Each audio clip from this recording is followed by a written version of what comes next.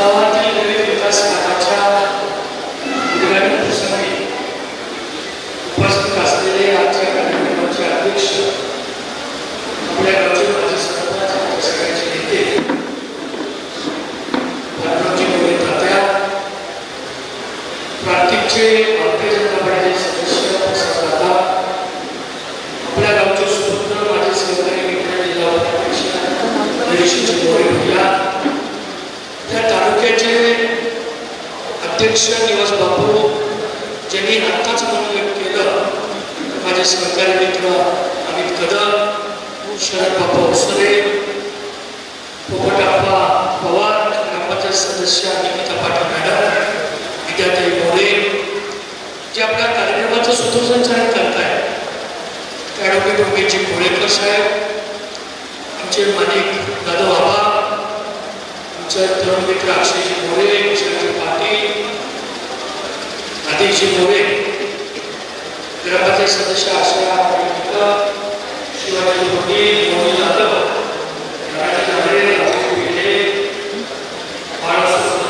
राजी मोरे, विजय सावंत, भारतीय जनता पार्टीच्या महिला आघाडीच्या तालुक्याच्या अध्यक्ष सूर्यकांत करतात, आमचे मित्र माजी सरपंच कुमार काळे, सचिनजी थोरा, ज्येष्ठ नागरिक संघटनेचे अध्यक्ष, आमचे मार्गदर्शक जगन्नाथ कोरे, या ठिकाणी उपस्थित असलेले सांगली संघटन संस्कृती समिती सावंत, ओबीसीचे अध्यक्ष महबूबजी उबाले साहेब, शिर्केचे दिलीप बापडाळ, माजी सरपंच भवाननगर दादासाहेब रसाळ, भीमसेनेचे आमचे नेते बाळासाहेब गावळे, अकराचे उपसरपंच नितीन पाटील, त्यांचे सर्व सहकारी, कराडवाडीचे आमचे नेते अर्जुनजी कराड, त्यांचे सर्व सहकारी, हिरेमचंद्राचे आमचे पार्टी प्रमुख शरद पाटील, सुभाष काका चव्हाण,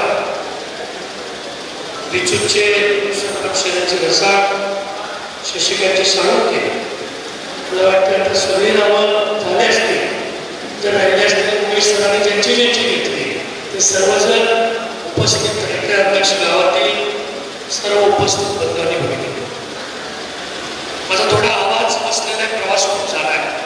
नागपूरवरनं बाय रोड आल्यामुळं आणि अष्टामधल्या कार्यक्रमामुळं 2 दिवस सलग पावसात भिजल्यामुळे थोडीशी तब्येत नादुरुस्त आहे, पण थोडं समजून घ्यावं लागते. आजच्या रेस्टॉरंटच्या गावातील विविध विकास कामांचं उद्घाटन करत असताना जवळपास 2,60,00,000 रुपयाच्या कामाचं उद्घाटन करतोय आपण.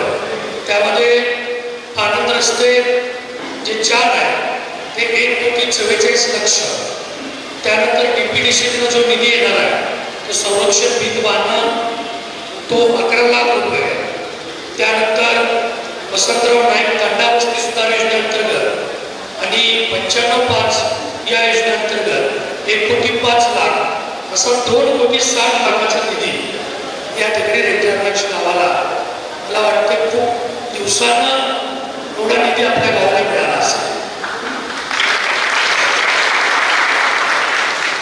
आता जे 35 वर्ष मुंबईला तुम्ही पाठवले, मी तुमच्याकडे परत पाठीमागे बघितलं का हा विचार माझं भाषण झाल्यानंतर घरी येऊन करा, म्हणजे तुमच्या लक्षात येईल काय म्हणते. मी रेड्याध्यक्ष गावामध्ये अनेक वेळेला आलेलो आहे. तुम्ही विचार करा, क्रिकेटची आम्हाला आवड होती, सायकलवर तुमच्या गावात क्रिकेट खेळायला. त्यामुळे रेड्याध्यक्ष गावामध्ये तुमच्यापैकीच मी एक असल्यामुळं माझे नातेवाईक अनेक आहेत त्या गावामध्ये. माझे मित्र धैर्य शिकवायला हे तुमच्या कॉलेज जीवनापासून हायस्कूल जीवनापासून चे मित्र आहेत. त्यामुळे रेड्याध्यक्ष गावचा इतिहास हा खूप मोठा आहे. तुम्ही अशा गावामध्ये जन्म घेतलेला की ज्या गावामध्ये भारतातील एकमेव पशुपतीनाथांचं मंदिर आहे, स्वयंभू मंदिर हे एकाच गावात आहे महाराष्ट्रामध्ये, देशामध्ये तुमच्या, नाहीतर देशाच्या बाहेर नेपाळमध्ये आहे. तुम्ही इतके नशीबवान आहात की उत्तर वाहिनी नदी हे खूप कमी गावामध्ये वाहते. उत्तरेला ज्या गावामध्ये नदी वाहते, कृष्णा नदी ही उत्तर वाहिनी आहे तुमच्या गावामध्ये.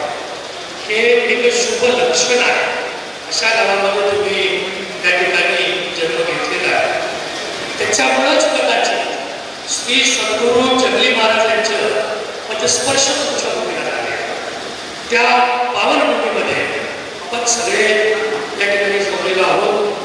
हे हेमाडपंथी पद्धतीचं स्वयंभू पशुपतीनाथाचं मंदिर, हे मंदिर त्याची आख्यायिका तुम्हाला कदाचित माहीत नसेल नवीन पिढीला.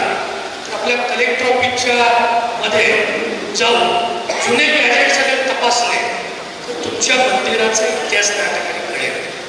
भारतातील हेमाडपंथीचं स्वयंभू पशुपतीनाथाचं मंदिर एकमेव तुमचं आहे. तुम्ही इतके नशिबान आहात, मागच्या जन्मात फार पुण्य काहीतरी केलंय तुम्ही, त्याशिवाय ह्या गावात तुमचा जन्म झाला नाही. नाही काय लोक कसेगाव जन्मात येतात, आमच्यासारखे इस्लामपूरला तुमच्या शेजारी जन्माला येतात.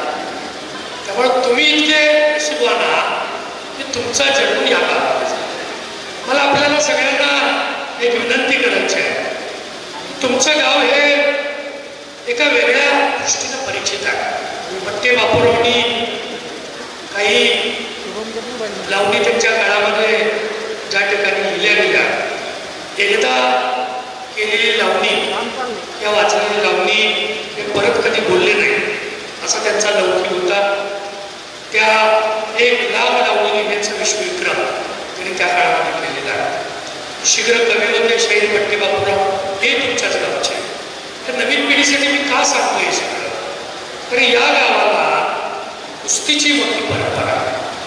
पैलवान कुठल्या गावाला जास्त, तर रेटरांचा पैलवान तुमच्या गावाचा नाव तालुक्यात फार काही करत नाही. तर कासेगावाला पैलवान तुम्ही 35 वर्ष सांभाळलाय हा एक वेगळा विषय आहे. पण आता तुम्ही तुमचा पैलवान आता तयार करायला पाहिजे, कारण तुम्हाला परंपरा आहे. तुम्हाला दुसरे महाराष्ट्र केसरी पैलवान भगवानराव मोरे बाबाजी बिजली मध्य म्हणून जे सुपरिचित होते, ते कैलासवासी पैलवान शामराव मोरे तात्या यांच्या कुस्तीची आठवणी आजही लोक मी ज्या ज्या ठिकाणी जातो त्या ठिकाणी काढतात. परवा हिंद केसरी मारुती मान यांच्या स्मारकाची बैठक, समितीची बैठक होती.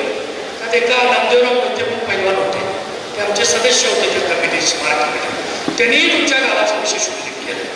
मला त्यावेळेला कळालं की तुमच्या गावावर किती लोकांचं लक्ष आहे आणि तुमच्या गावाला कुस्तीची किती मोठी परंपरा आहे. मी खरं तर तुमचं गाव राजकीय दृष्ट्या खूप जागृत आहे.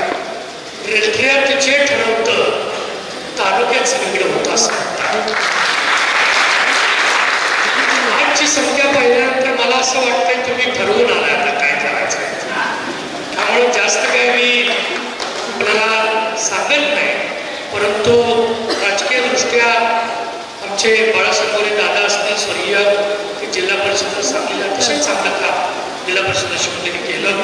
कृष्णा सहकारी साखर कारखाना हा शेतकऱ्यांच्या दृष्टीने खूप महत्वाचा. त्या कारखान्याचे व्हाईस चेअरमन म्हणून स्वर्गीय संपतराव मोरे अण्णा यांनी काम केलं. स्वर्गीय भगवान शिंदे साहेबांनी सेक्रेटरी, स्वर्गीय रामचंद्र शिंदे भाऊ, स्वर्गीय पांडुरंगजी शिंदे अण्णा, स्वर्गीय पिराजी दोंडूजी पाटील संचालक कृष्णा साखरी बँक, स्वर्गीय शामराव पवार तात्या उपसभापती वाळवा पंचायत समिती, असे राजकीय धुरंधर नेते तुमच्या गावातले या तालुक्याच्या पटलावर, जिल्ह्याच्या पटलावर, महाराष्ट्राच्या पटलावर चमकलेले आहे. असा वारसा असतं मला वाटतं आपल्या तालुक्यामध्ये 105 गाव आहे. तुमचं एकमेव गाव असावं ज्या गावाला आध्यात्मिक वारसा आहे, ज्या गावाला साहित्याचा वारसा आहे, ज्या गावाला कुस्तीचा वारसा आहे, ज्या गावाला राजकीय वारसा आहे, ज्या गावाला सांस्कृतिक वारसा आहे. अशी खूप कमी गावं या तालुक्यामध्ये आहे. तुमचं गाव त्यामध्ये अग्रक्रमानं असेल असं माझं मत आहे. तुम्ही नशीबवान आहात की या गावामध्ये तुमचा जन्म झाला. तुम्ही आत्मसन्मान जपणारी माणसं आहात. त्याचा लौकिक मी घेतलेला आहे. मागच्या इलेक्शनला तुम्ही मला माझी तुमची फारशी असं काम काही मी तुमच्या गावासाठी पूर्वी फार केलं नव्हतं. अचानक इलेक्शन उभा राहण्याचं निर्णय झाला. अपक्ष म्हणून मी त्या ठिकाणी निवडणूक लढवली. 1480 लोकांनी मला मतदानाच्या रूपाने आशीर्वाद दिला. हा आशीर्वाद परतफेड कशी करायची या निमित्ताने मी होतो. मी आज तुम्हाला मागायला काय नाही. त्या 14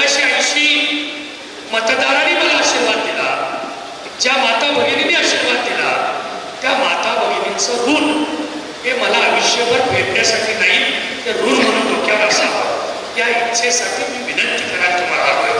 भविष्य काळामध्ये ज्यावेळेला आशीर्वाद द्यायची वेळ होईल त्यावेळेला मी माझं काम सांगेन. मागच्या काम सांगायला माझं काही नव्हतं. आत्ता मी तुमच्या गावाला 2,60,00,000 जो मताचा आशीर्वाद मागच्याला दिला त्या पोटी आत्ता देण्याची भूमिका घेतलेली आहे. मी आत्ता आमदार नाही, मी फक्त जिल्ह्याचा एका पक्षाचा अध्यक्ष आहे. जर तुम्ही आशीर्वाद दिला, तुमच्या मनातलं असलेलं घडवलं, तर किती पैसे येतील एवढं बघा. कारण 2,60,00,000 ही रक्कम खूप मोठी आहे. त्यामध्ये ज्या रस्त्यांसाठी पैसे ठरले ते पाणंद रस्ते जे आहेत त्याची अवस्था मी पाहिलेली आहे. काही लोकांनी दुसरीकडे ऊस जाऊ नये म्हणून, आपल्याच कारखान्याला या म्हणून कदाचित ते पाणंद रस्ते दुरुस्त केले नसतील असं मला वाटतं. तुमचा रग आहे मला माहिती नाही, मला असं वाटतं. कारण अनेक गावात वेगवेगळ्या दिशा आहेत. भवाननगरचा पूल दवन माचीला गेला कारण सोनेरा कारखान्यातून जाऊ नये असं भवाननगरच्या लोकांनी मला सांगितलं. म्हणून मला वाटतं पाणंद रस्ते पण एवढं 30-35 वर्ष पाणंद रस्ते होत नाहीत आपल्या गावात. विकास काय असतो? विकास फक्त गटबाजीतून निर्माण होतो असं काही लोकांना वाटतं. गटबाजी निर्माण करायची, सगळ्या गावातले पुढारी प्रस्थापित खुजे करायचे, त्यांची उंची कमी करायची, त्यांच्यात भांडण लागलं पाहिजे अशी भूमिका घ्यायची. अशा भूमिका घेणारी काही माणसं या तालुक्यामध्ये निर्माण झाली. त्यामुळं कदाचित आपला तालुका हा थोडासा विकासाच्या बाबतीमध्ये मागे राहिला असेल. तुम्हाला मी 2-3 उदाहरण देतो, तुमच्या लक्षात येईल. मला सांगा, आपण शेती प्रधान, उत्तम शेतकरी, उत्तम शेतीनिष्ठ म्हणून शेती प्रधान गाव म्हणून आपण ओळखलं जातो. ऊसाचं मोठ्या प्रमाणामध्ये ईर्ष्यानं पीक काढता तुम्ही. मग अशी येताना मला एकानं कानात सांगितलं, दादा ऊसाच्या वजनावर जरा बोला. तर काय ऊसाच्या वजनावर बोलायचं? काय लोकांचा 1200 किलोचा टन असतो असं म्हणतात. मला माहित नाही, कारण मी ऊस तिकडे काय घालत नाही. तिथं ऊस काय करायचं तो टाकून घेण्यात. परंतु मला असं वाटतं या जिल्ह्यामध्ये ऊसाच्या दराच्या बाबतीमध्ये सोलापूर जिल्हा जो दुष्काळ दर 5 वर्षाचा 2 वर्ष दुष्काळ असतो, पाणी नसतं. तर तिथला पंढरपूर कारखाना ज्याला 450 कोटी कर्ज आहे, तो कारखान्याचा चेअरमन अभिजित पाटील नावाचा एक युवक, ज्याचं वय आता तुमचे चेअरमन आहेत त्याच्यापेक्षा 2 वर्ष मोठा आहे. तुमचे म्हणजे त्यांचे. तर ते 35 रुपये दर देतात आपल्याकडं. पण दर द्यायची इच्छा असणारे मोहन शेठ आहे, विशाल दादा आहे. कोल्हापूर जिल्ह्यात MRP सोडून +200 रुपये मिळतात. आपल्याकडं दर कोण घोषित करू देत नाही याचा कधीतरी विचार करा. गेल्या 35 वर्षात ज्यांना निवडून दिलं त्यांनी आपल्यासाठी काय केलं याचा आता विचार करा. आणि घरात गेल्यानंतर आपण गेल्या 35 वर्षात एकाच माणसाला निवडून देऊ, एकाच माणसाला आपण किती नुकसान केलं त्याचा कधीतरी हिशोब लावा. कारण तुम्ही ज्या वेळेला ऊस पीक घेता त्याला पुढच्या मुलाचा तुमचा घास काढून लागवडीसाठी पैसे पहिला खर्च करता, बांधणीसाठी करता आणि ते ऊसासाठी वापरता. आपल्या पुढच्या मुलाचा घास तोंडाचा काढून ते पैसे वापरता. आणि तुम्ही जो त्याग केलाय, तुमच्या मुलावर जो अन्याय केलाय, कुटुंबावर जो अन्याय केलाय, त्या कष्टाचं फळ द्यायची वेळ येत असेल तर त्यावेळेला कोण जर अडवणूक करत असेल तर तुम्हाला आता विचार करण्याची आवश्यकता आहे. आणि तो विचार आपण करावा. काय आहे, लाखो रुपयाचं नुकसान गेल्या 35 वर्षापूर्वीचं झालं. मला आश्चर्य या गोष्टीचं वाटतं, तुम्ही 35 वर्ष एकाच माणसाला निवडून दिलं. निवडून देण्याबाबतीत काय माझं मत नाही. तुमच्या वडिलांना पण 20 वर्ष दिलं. देश स्वतंत्र 75 वर्षापेक्षा कालावधी झाला. 55 वर्ष एकाच घरात सत्ता आहे ना. आपल्या कोकणात कधी गेला तर सिंधुदुर्ग जिल्हा नावाचा जिल्हा आहे, पूर्ण डोंगराळ आहे. त्या जिल्ह्याचं दर डोळी उत्पन्न उत्पन्नाची आहे. तुम्ही आता गुगलला टाईप करून बघा, 2,13,000 रुपये प्रति कुटुंब दरडोई उत्पन्न आहे वार्षिक. आता तो जिल्हा डोंगराळ आहे, विकसित नाही. आपण फार विकसित समजतो, आपला नेता इंजिनियर असे समजतो, अमेरिकन शिकून आला असं समजतो. आपल्या जिल्ह्याचं किती असायला पाहिजे दरडोई उत्पन्न? 1,13,000 आहे. विकसित कोण आहे? ते आहेत का आपण आहे? सिंधुदुर्ग 2,13,000 असेल तर आपण 4 लाखाच्या पुढे असलं पाहिजे. दुर्दैवानं पण 1,13,000. आणि आपला तालुका सगळ्यात जास्त दरडोई कर्ज कुणाच्या डोक्यावर असेल तर ते वाळवा तालुक्यातल्या शेतकऱ्यांच्या डोक्यावर आहे. इतर तालुके खूप पुढे निघून गेले. आपण एकाच माणसाचं बसल्यामुळे हे सगळे प्रश्न तयार झालेले आहेत. तर हे प्रश्न तोटा काय काय होतो? आपला ऊसाचा प्रश्न तयार होतो, ऊसाच्या दराचा प्रश्न तयार होतो, ऊसाच्या वजनाचा प्रश्न तयार होतो, जो डायरेक्ट तुमच्या खर्चाला अफेक्ट करतो. डायरेक्ट नुकसान डायरेक्ट आहे. पण हे सुधारणा करण्यासाठी काय करायला पाहिजे? सुधारणा करण्यासाठी एक वजन काटा प्रत्येक गावात असतो. तर आपण आजही बसू शकतो, काय अडचण नाही. तुम्ही सगळे घरावर जागा दिली पण आज बसू.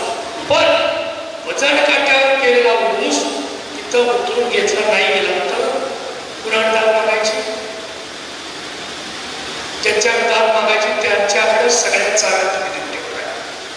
विकास सोसायटी बी त्यांच्याच कार्यकर्त्याकडे, दूध संस्था बी त्यांच्याकडे, इरिगेशन बी त्यांच्याकडे, बँक बी त्यांच्याकडे, कारखाने बी त्यांच्याकडे, आमदार बी तेच, मंत्री पण तेच. तुम्ही अधिकाऱ्याकडे तक्रार केली, अधिकाऱ्याला फोन जातो, ए बाबा 35 वर्ष मी आमदार आहे, 9 वर्ष अर्थमंत्री आहे, 1 वर्ष गृहमंत्री आहे, 5 वर्ष ग्रामविकास मंत्री आहे, 2.5 वर्ष जलसंपदा मंत्री आहे, 35 वर्षाचं 17.5 वर्ष हे महाशय मंत्री आहे. हे कोण सांगतं? अधिकाऱ्याला सांगतात. हे आमदार पदाचं जे छत्र हे छत्रछायाखाली आपली लुटमार होते, आपल्याला फसवलं जातंय, माझ्या माता भगिनींना फसवलं जातंय. म्हणून हे आमदार पद एकदा झाले की काय होऊ शकतं? तुमच्या जीवनामध्ये परिवर्तन, तुमच्या जीवनामध्ये परिवर्तन पहिलं होऊ शकतं. जे वजन काटा आपण बसू त्या वजन काट्याप्रमाणे ऊस तिथं उतरून घेण्यासाठी शासनाचे अधिकारी, वजन मापे करणारा जे डिपार्टमेंट आहे त्याचे अधिकारी पुढच्या टप्प्यात बसले. त्यांना सांगेल पावती तिथली जी असेल ती चित्रग्रह करायची, तुमचे लाखो रुपये वाचतील. तुम्हाला डायरेक्ट आज तुमचे आमदार म्हणून तुम्ही निवडून दिल्यामुळे हे प्रश्न सगळे तयार झाले. माझी तुम्हाला विनंती आहे, आज आम्ही एवढे विकास निधी घेऊन आलो. आज आपण बघितलं तुमच्या गावाचे टोटल कुटुंबांची संख्या 2287 होती. किती लोकांना हे भेटले असतील, किती नावं यांना माहीत असतील? मला तरी 2,300-400 नावं माहीत आहे, आणि माझं हे झालं. तर यांना 35 वर्षी निवडून देत आहे. पण रस्ते किती आहेत तुमच्या गावात? अंतर्गत रस्त्याची संख्या 11 किलोमीटर, 10.5 किलोमीटर आहे, आणि गटरची संख्या 4 किलोमीटर. तर 11 किलोमीटरचे रस्ते हायवे करायचा म्हणलं सिमेंट कॉन्क्रीटचा तर 1 कोटी रुपये खर्च होतो. किती? एका किलोमीटरला 1 कोटी. तिथं काय 100 टनाचं वजन त्या रस्त्याला पेललं पाहिजे, म्हणून 1 कोटी खर्च आहे. तुमच्या गावात 100 टनाचं काय जाणार आहे? हे एकटे आले तर 100 किलोचे आहेत, ते जास्त वजन असं मला माहिती नाही. पण काय जाणार आहे आपलं? 20 लाख, 25 लाख, 35 लाख, 40 लाखामध्ये आपले जर या ठिकाणी 15 किलोमीटरचे रस्ते 40 लाखात धरले, 10-15 किलोमीटरचे, तर 4,40,00,000 आपले रस्ते 25 वर्ष खड्डा पडणार असे होते सिमेंट कॉन्क्रीटचे. 25 वर्ष. आता येताना बघितलं तर आता तुम्ही हायवेला आलेला आहे, गुहागर विजापूर महामार्गाला, नॅशनल हायवेला आला. तुमचं गाव वेगळं आहे, मी तर हायवेला टच झाला आहे.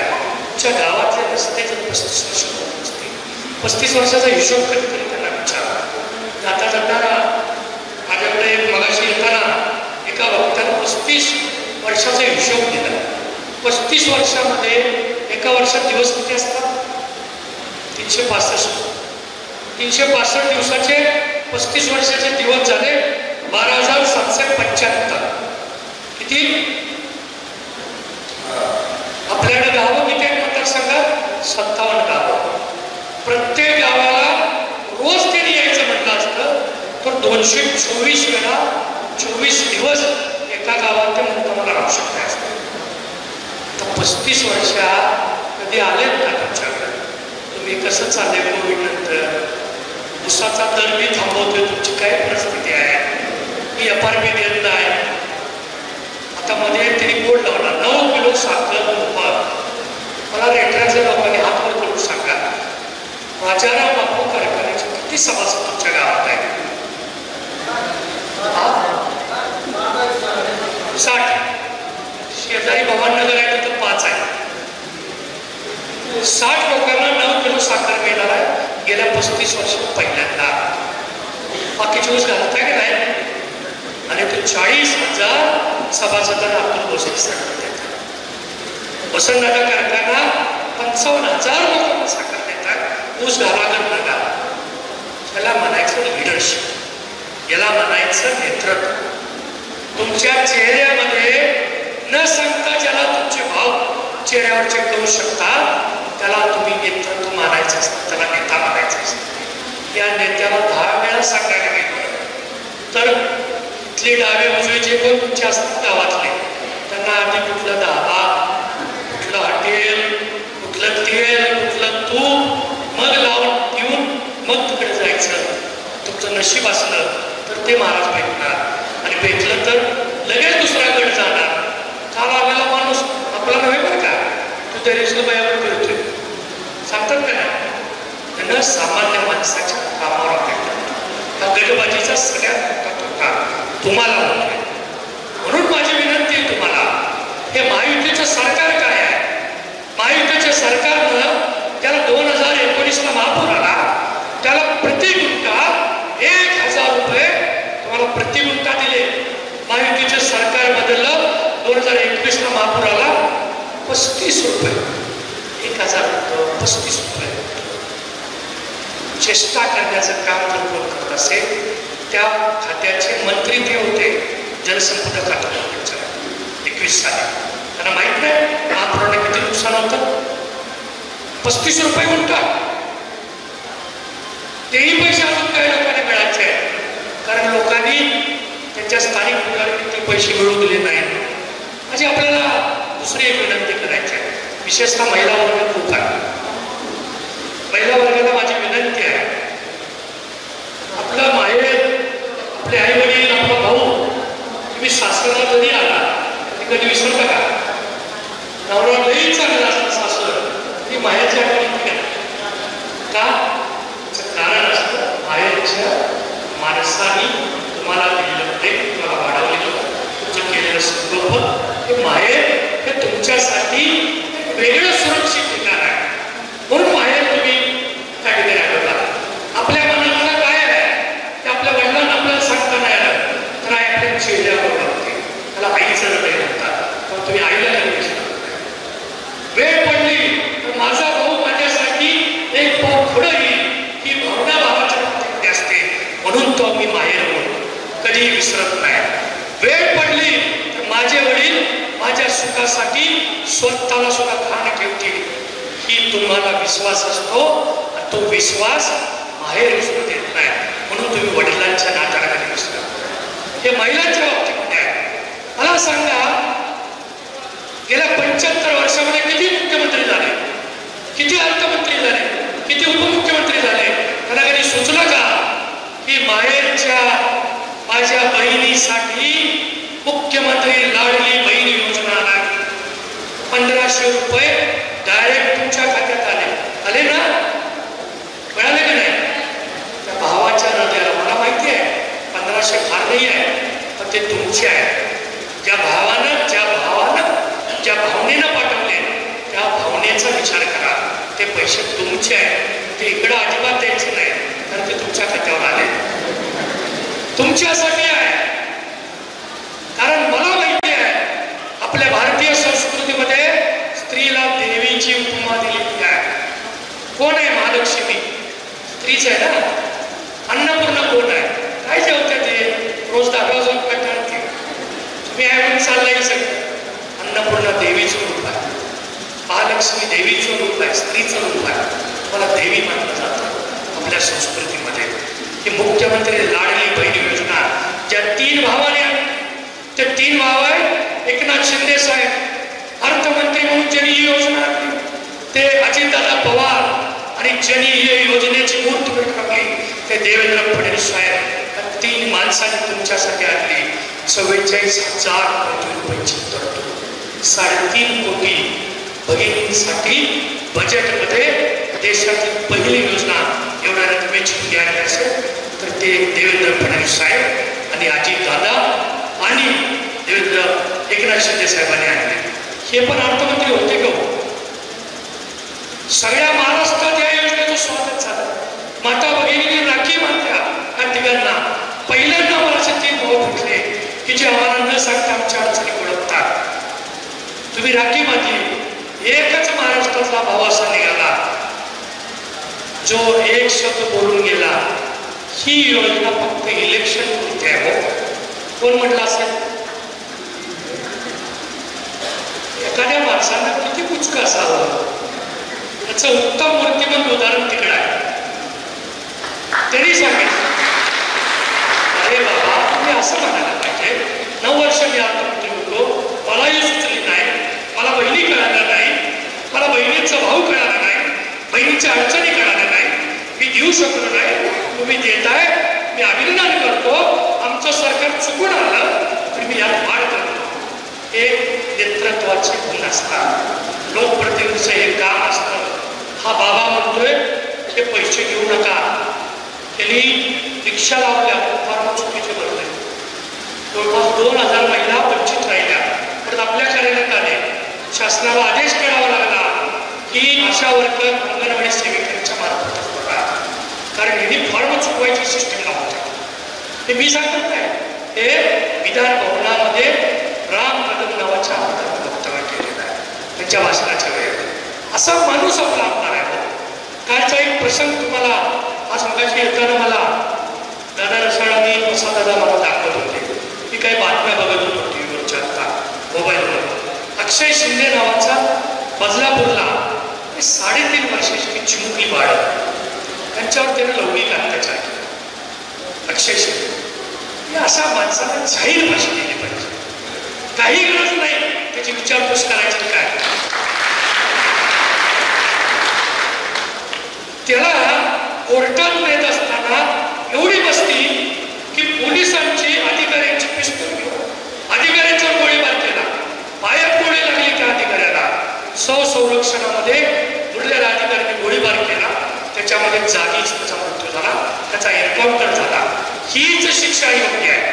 महिलांच्या दृष्टीने ही शिक्षा योग्य आहे. ज्या मुलींना 3.5 वर्षाचं चिमुकलं जीव त्याला काय कळतंय?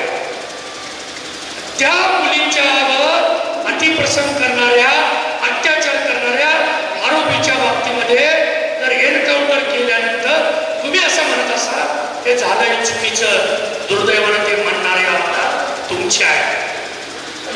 तुम्ही एकमेव आमदार आहे 288 पैकी ज्यांचं स्टेटमेंट आहे आज दिवसभर टीव्हीवर दाखवताय. कधीतरी विचार करा, गरजेचा विचार करा. महिला आणि पुरुष मंडळींनी पण आपण कुणाला 35 वर्ष दिलं त्याचा विचार करा. मी मगाशी एक जाता जाता 2 प्रसंग तुम्हाला सांगतो. बापूने त्याचा उल्लेख निवास बापूंनी केला. महिलांच्या साठी या योजना काय येत आहेत? एसटी प्रवास. परवा एसटी डेपोत गेलो. मी डेपो मॅनेजरला विचारलं, अहो एसटीत सगळ्या बायका दिसतात, पुरुष कुठे आहे की म्हणजे कंडक्टर एक काय अर्ध्या तिकिटात प्रवास चाललाय हो. त्यामुळे माहेर काय सासर काय घरात सांगून टाका, तुम्ही बसा घरात, आम्ही अर्ध्या तिकिटात जाऊन येऊन येतोय, तुमचं एक तिकीट फुल होतंय. ही योजना ती महाराष्ट्र शासनाने आणली. दुसरी योजना मुलींच्यासाठी. मुली अतिशय शिकतायत. आता मुलींना वाटलं, तुमच्या मुलींना वाटलं या जात धर्म पंथ काही नाही आहे, सर्व धर्मांसाठी सर्व जातीसाठी ती योजना आहे. तर ती मुलगी असली, तिला वाटलं मला MBBS डॉक्टर व्हायचं आहे, तिला वाटलं मला चार्टर्ड अकाउंटंट व्हायचं आहे, मुलीला वाटलं मला वकील व्हायचं आहे, तिला वाटलं मला या ठिकाणी IT व्हायचं आहे, त्याचं शिक्षण घ्यायचं आहे, इंजिनियर व्हायचं आहे, बायोटेक्नॉलॉजीचं इंजिनियर व्हायचं आहे. तर त्या मुलीचं सगळं शिक्षण आता गव्हर्नमेंट करणार आहे. 1 रुपया खर्च नाही. तुमचे 1500 रुपये तुमचेच, अर्ध तिकीट तुमचंच, मुलीचं शिक्षण पण तुमचंच. अजिबात इकडे विचारायचं नाही. आता कधीपर्यंत? मतदान होईपर्यंत. सरकार ज्या भावाने तुम्हाला या योजना दिल्या आहेत त्या भावांना विसरू नका. जर एकदा विसरला परत पश्चातापाशिवाय काय येणार नाही. तर हे देणारे नाही आहे, देणारे फक्त ते तिघे आहे. माहिती सरकार आहे, ते देत आहे तुमच्यासाठी. त्यामुळं जाता जाता 2 प्रसंग माझ्या आयुष्यात चटका लावून गेलेले मी सांगतो. आईचं हृदय, वडिलांचं हृदय काय असतं ते तुम्हाला सांगतो आणि आपल्या या कार्यक्रमाच्या समारोपात. मी 18 वर्षाचा असताना माझे वडील एक्सपायर झाले. त्याला कॅन्सर झाला. 18 वर्षे फार काही कळत नाही. वडिलांचं छत्र हरपल्यानंतर दुनिया किती वाईट आहे ह्या सगळ्या अनुभवातून मी गेलो. कुणी आपलं म्हणत नाही वडील नसल्यावर, पण वडिलांचं हृदय जोपर्यंत असतं, ज्यांना वडील आहेत ना त्यांनी खरोखर वडिलांना सांगा. म्हणून मला माझी विनंती आहे, तो ठेवा आहे तुमचा, तो आधार आहे तुमचा, तो आहे म्हणून तुम्ही या जगामध्ये आहात. वडिलांचं हृदय काय असतं एक प्रसंग माझ्या आयुष्यात घडलेला असतो. मी एक दिवस हॉस्पिटलला गेलेलो होतो. हॉस्पिटलला काही योजना त्या हॉस्पिटलमध्ये सुरू झाल्या ना, त्याला या 2-3 कारण आहेत. एक बागणी जवळचं गाव आहे, तिथे एक सदग्रस्त आले, त्याला दादा म्हणायचे, माझे जुनी ओळख. ते आले माझ्याजवळ. म्हणलं दादा काय चाललंय, काय करताय? काय नाही दादा म्हणले, आलो जरा काम आहे. चहा दिला, बसले माझ्याजवळ. दादा म्हणलं मला एक 10,000 रुपये पाहिजे. म्हणलं काय झालं दादा? अडचण काय? मुलीची डिलिव्हरी झाली म्हटली, नॉर्मल डिलिव्हरी झाली, 35,000 खर्च आहे. 10,000 रुपये आणि कमी पडतात, 25 आहे, 10,000 दादा. 10,000 दिले. वर्ष, 1.5 वर्ष, 2 वर्ष गेले. मधल्या काळात पत्रिका मिळाली, दुसऱ्या मुलीचं लग्न झालं, दुसऱ्या मुलीच्या लग्नाला मी गेलो, विसरून गेलो. 2.5-3 वर्षानंतर ते परत एकदा बाहेर पेढे घेऊन आले. काय आपल्या समाजामध्ये असं रीत वाहत आहे काय मला माहिती नाही की लग्न करून समर्पित भावनेनं एखादी स्त्री आई वडिलांना जन्म दिला सोडून नवऱ्याच्या घरी येते आणि आपण म्हणतो की पहिली डिलिव्हरी मायाला म्हणतो ना. आणि तो वडील लग्नाच्या खर्चातून पिचून बाहेर आलेला असतो आणि तोपर्यंत डिलिव्हरी येते. कधीतरी विचार या बाजूने करण्याची आवश्यकता आहे. ते वडिलांना पेढे दिले मला आणि पेढे दिल्यावर मला सांगितलं, दादा मुलगा झाला, पेढे घ्या. की जरा चेहरा बघितल्यावर मला लक्षात आलं हे नेहमीचे दादा नाही आहेत, चेहऱ्यावर काहीतरी वेगळं दुःख आहे. म्हटलं काय झालं दादा, का असं? दादा का असं म्हणल्यावर त्याला मुलगा आला. एक 15 मिनिटं त्यांच्या डोळ्यातलं पाणी थांबलेलं. 15 मिनिटांनंतर मी जवळ गेलो. म्हटलं का रडताय, काय झालं? माझं काही चूक झाली नाही? म्हटलं दादा चूक नाही झाली. दुसऱ्या मुलीचं लग्न केलं, आता त्याचं सिझेरियन झालं, मुलगा झाला, तुम्हाला पेढे द्यायला आलं, परंतु सिझेरियनचं बिल झालं असं मला. मग काय अडचण काय नाही म्हणजे 24 रुपये वडिलांची जमीन होती ती विकली, मग पैसे पडले. मला वडिलांचं द्या. वडील स्वतःला घाण देऊ शकतात आपल्या मुलीसाठी.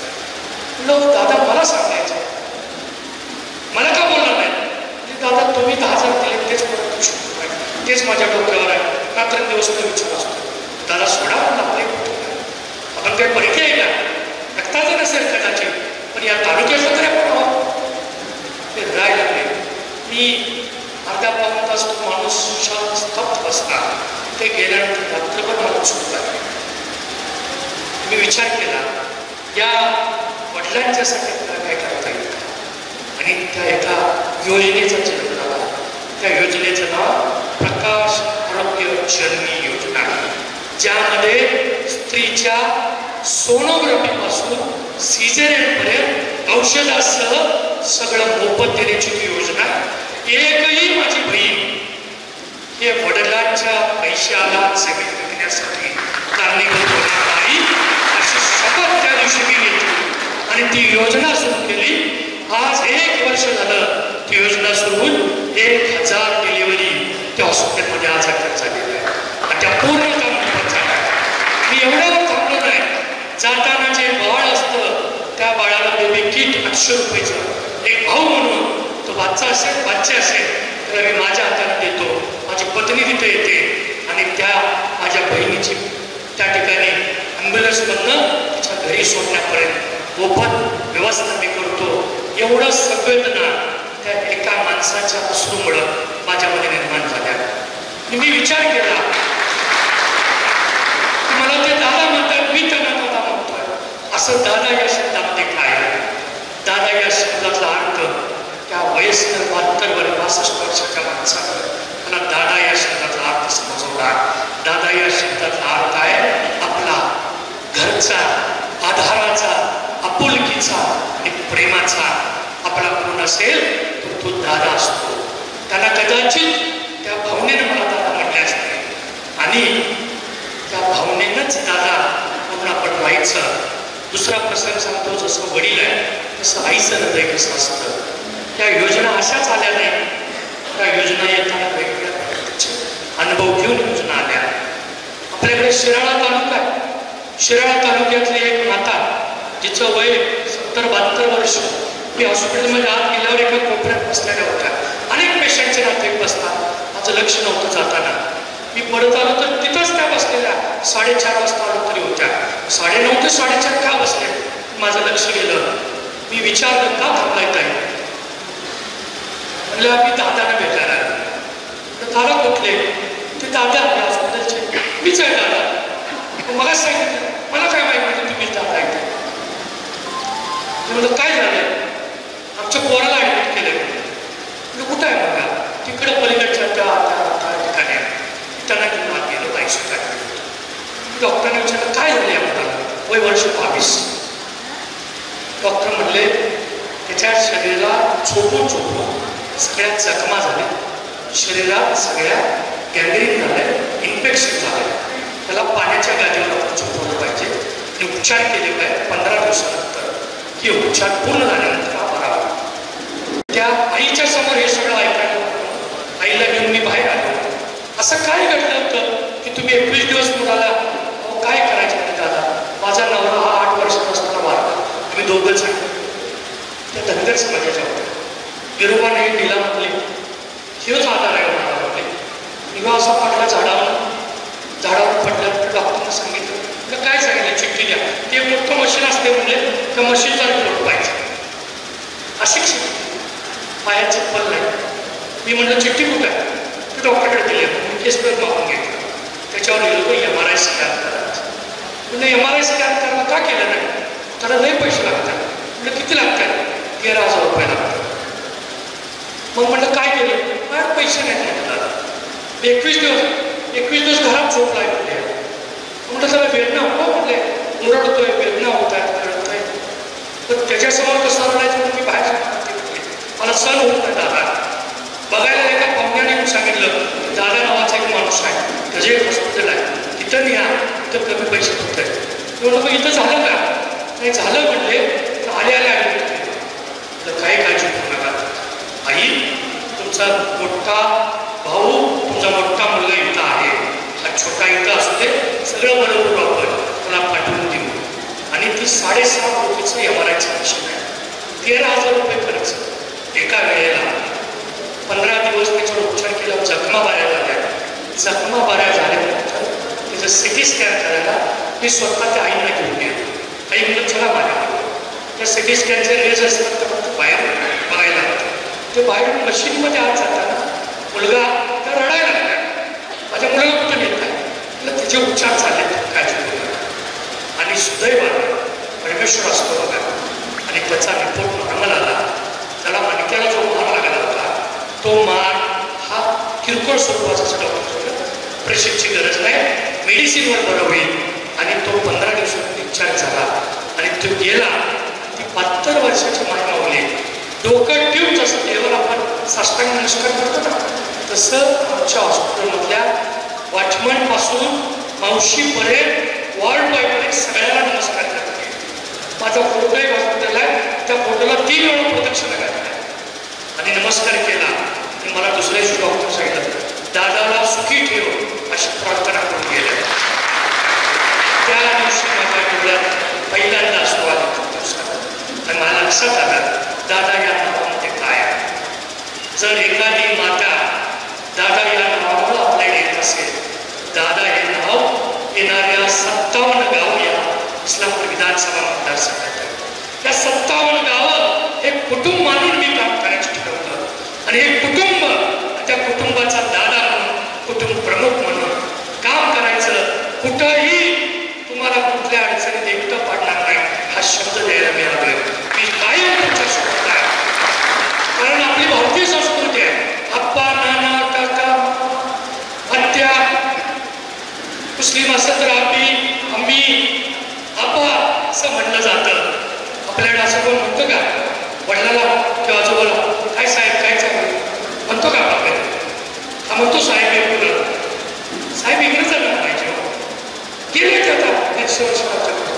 आपण अजून 35 वर्ष एका माणसाला साहेब गेले की इंग्रज ते साहेबच असू दे, त्याला काय गरज आहे तर तुमच्या कुटुंबातला माणूस त्याला आशीर्वाद द्या, जो तुमच्यासाठी रात्रीचा दिवस करेल, तुमचा असेल, तुम्हाला त्याच्याबद्दल विश्वास नाही अशा माणसाला आशीर्वाद द्या. साहेब आता बस झालं असं सांगा. इंग्रजांच्या बरोबर साहेब ही पदवी गेली. कारण आपण कधी कुणाला म्हणत नाही. आजोबाला कुणी म्हटलं का आपल्याला काय साहेब काय चाललंय तुमचं? आजोबाला काय म्हणतो? आजोबा किंवा दादा किंवा काका किंवा मामा काय असेल ते किंवा नाना का साहेब म्हणतो? तर साहेब म्हणायचं बंद करूया. भारतीय संस्कृतीप्रमाणे नातं निर्माण करूया, कुटुंब म्हणून एकत्र राहूया आणि 57 गावाचं कुटुंब करूया. आणि या विधानसभेमध्ये हे कुटुंब 57 गावाचं काय परिवर्तन करू शकतं हे महाराष्ट्राला दाखवूया एवढी विनंती करायला आणि माझ्या माता भगिनींना माझा शब्द आहे, हा भाऊ रात्री 12 वाजता तुमच्या अडचणीसाठी सदैव असेल. कधीही मला तुम्ही आवाज द्या. हा भाऊ तुमच्या कुठल्याही अडचणीला उभा राहिल्याशिवाय राहणार नाही हे वचन या चंद्री महाराजांच्या पदस्पर्शाने पावन झालेलं